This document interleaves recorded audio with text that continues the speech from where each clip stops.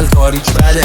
این بار سنگین و نگاه عقرب هانی سره. این تن دیگه لاتیش دوره دو جبه لاتیش نده. ایزو میرفتی هرچی هستی بدون که منم خود آتیش نده.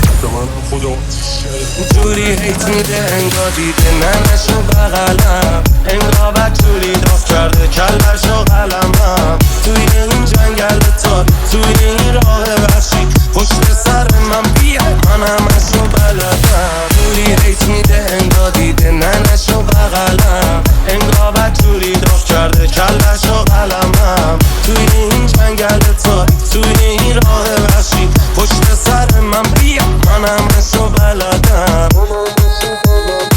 وضعیت اگه 1000 برابر از این سخت‌ترم بشه بهش فکر نمی کنم. من مسیح نیستم و بارها خودم از روی صلیب زنده می کنم. وقتی داشتن شناساممو میگرفتن چند تا فرشته دورم بود، اما هر روز گذشت سیاه تخت شد و بهشت دورم. سخت بلهی بابا رفت و هروئین مجبور بودیم کل شهر رو بدویم. درگیر باشیم و درد رو بجویم واسه قلب برگ مرگ رو ببریم. جنگل تاریک و داغون بارون به رنگ مشکی جادو مثل تعمال زشتی داغون چون وای تو لجنگ کشتی ما بود. خونه من رو دریا ساختم بدون انتخاب توی سرما باختم، اما از همین رو فردا ساختم و زندگیمو ندادم چند تا راستم. نمیخواستم تو دریا باشم اما تصمیم گرفتم دریا باشم. حالا ساخته میشن لبا با من میتونم هر جا باشم.